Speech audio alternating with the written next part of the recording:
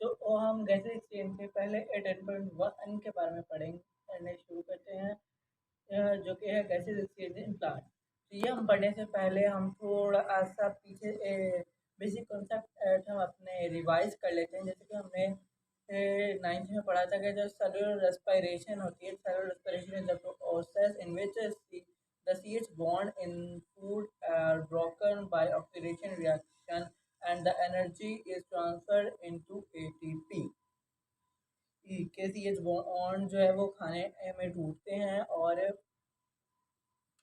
जो एनर्जी है वो ATE में बॉन्ड की शक्ल में हमारे पास आ जाती है। हमने ये पढ़ा था। और सेलुलर रेस्पिरेशन की हमने दो टाइप पढ़ी थी, एक एरोबिक और एनारोबिक।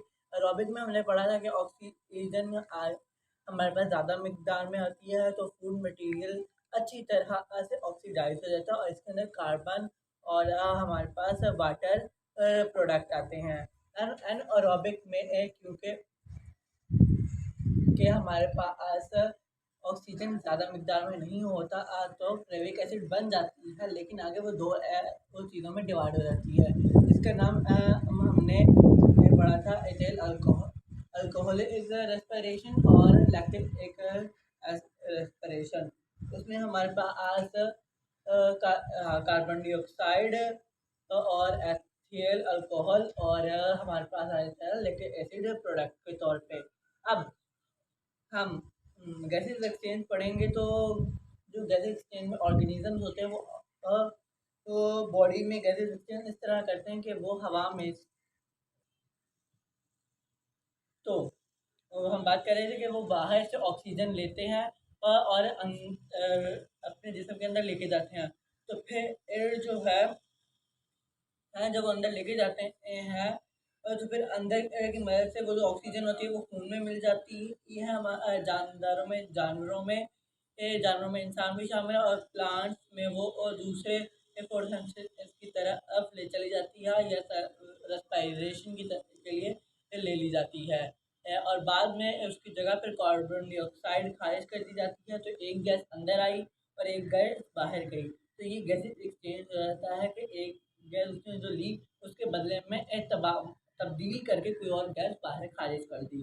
तो ये हमारे पास गैसेस एक्सचेंज हो जाती है। तो ब्रीथिंग आगे हमारे पास है।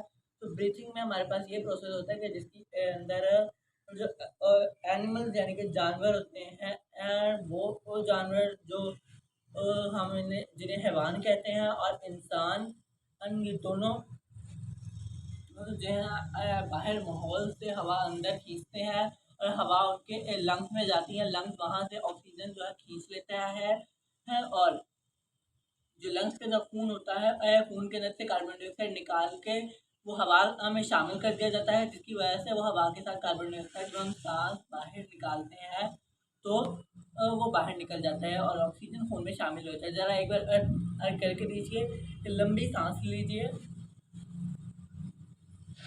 और छोड़ने। ये जब आप लंबी सांस लेके सांस अंदर लेके आएंगे तो हवा के अंदर से ऑक्सीजन आपके फेफड़ों में जाएगी। फेफड़े वहाँ से हवा में से ऑक्सीजन निकालेंगे और फिर साथ ही खून के अंदर से कार्बन डाइऑक्साइड लंग्स के अंदर पहले ही निकली मौजूद होगी। जैसे ही ऑक्सीजन लैदा होगी हवा से, तो ऑक्सीजन खून में शामिल हो जाएगी और कार्बन डाइऑक्साइड हवा में शामिल हो जाएगी।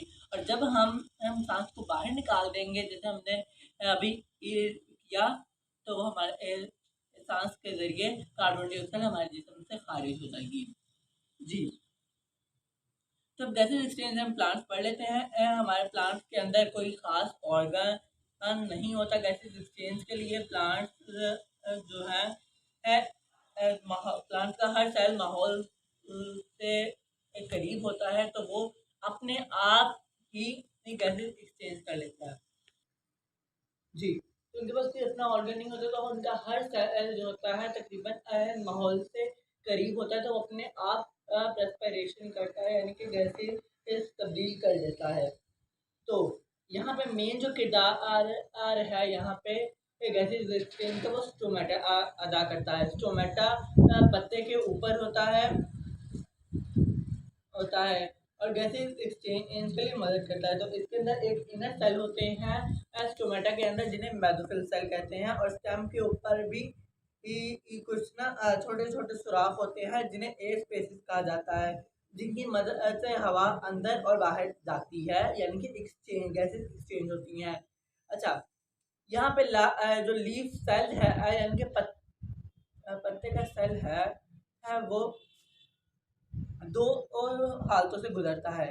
दिन के वक्त क्योंकि सूरज की रोशनी होती है जो फोटोसिंथेसिस का अमल, जैसे कि हम जी तो हम बात कर रहे थे कि पत्तों का जो सेल है लीफ सेल्स, उनको दो हालतों का सामना करना पड़ता है, दिन के वक्त और रात के वक्त दोनों मुख्तलिफ हालतें होती हैं।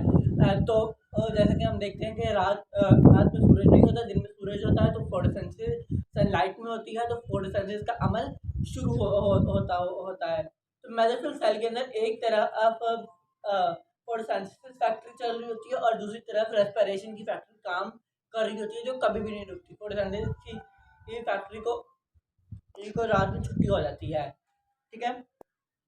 तो अब यहाँ पे ये दोनों जो फैक्ट्रियां हैं दिन के वक्त मेल मिलाप से काम कर लेती हैं, यानी कि अब फोटोसिंथेसिस की फैक्ट्री को कार्बन डाइऑक्साइड चाहिए, और जो रेस्पिरेशन की फैक्ट्री है वो कार्बन डाइऑक्साइड निकाल रही है।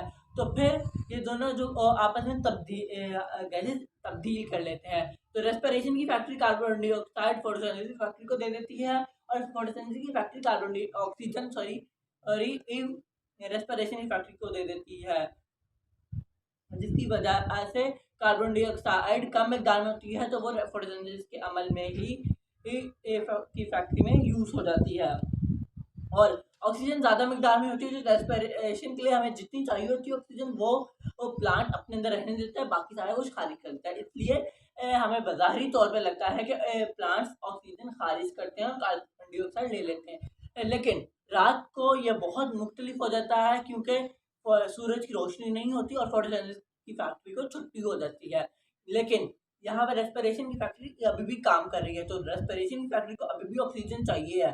तो वो कहाँ से लेगी ऑक्सीजन, क्योंकि जो उसके साथी उसे ऑक्सीजन दे रहा था, फराहम कर रहा था, वो भी बंद हो चुकी है। तो वो अपने स्टोमेटास के जरिए से यानी एयर स्पेसिस के जरिए एनवायरनमेंट से ऑक्सीजन अंदर खींच लेती है और फिर वो ऑक्सीजन यूज कर लेती है, और कार्बन डाइऑक्साइड जो बाय प्रोडक्ट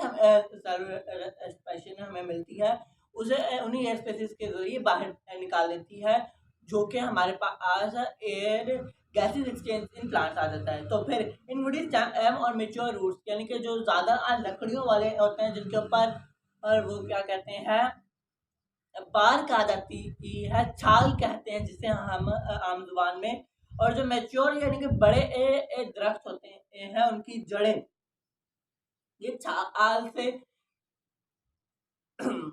ढक जाती हैं, जिसकी वजह से हमारे पास जो है एयर स्पेसिस कम हो जाती हैं। फिर यहाँ पे छोटे छोटे सुराख होते हैं जिन्हें हम टिनी पोर्स कहते हैं, और ये बाल के ऊपर होते हैं, इनके छाल के ऊपर, इन्हें हम लेंटिकल्स कहते हैं। लेंटिकल्स हवा के जर्रात को आप गुजरने में आने जाने की इजाज़त देते हैं, जिसकी वजह से गैसेस एक्सचेंज होता है। Gases diffuse in and out of general surfaces of young roots. Young roots में के जरिए ऐसे ज़्यादा हवा बाहर और अंदर जाती है। Gases are found in soil around the roots. ये गैसेज जो है मिट्टी के अंदर भी हमें मिल जाती हैं, जो कि जड़ों के आसपास होती हैं। The aquatic plant get oxygen dissolved in water and release carbon dioxide in the water। अब जैसे कि हम जानते हैं कि प्लांट जमीन से पानी खींचता है, तो पानी जो खींचता है तो ऑक्सीजन होती है, तो वहां से भी कुछ ऑक्सीजन ले लेता है और कुछ वो की फैक्ट्री खुद बना रही होती है, तो जो जितनी चाहिए होती है तो वो यूज कर लेता है, बाकी बाहर भेज देता है। और कार्बन डाइऑक्साइड जो दिन के वक्त वो फोटोसिंथेसिस यूज कर लेती है, और रात के वक्त वो बाहर को भेज देती है। तो ये हमारे पास गैस एक्सचेंज था इन प्लांट्स में। तो अगर आपको इसमें कॉन्सेप्ट समझ आया हो तो इसको लाइक कीजिए, शेयर कीजिए और सब्सक्राइब कीजिए, ताकि अगला लेक्चर आपको जल्दी से जल्दी मिल सके, और बेल आइकन को दबाइए। ये प्लीज़ अगर आपको कोई कॉन्सेप्ट ऐप ना समझ में आए तो आप कमेंट कीजिए, हम आपके कॉन्सेप्ट क्लियर करेंगे। शुक्रिया, अल्लाह हाफ़िज़।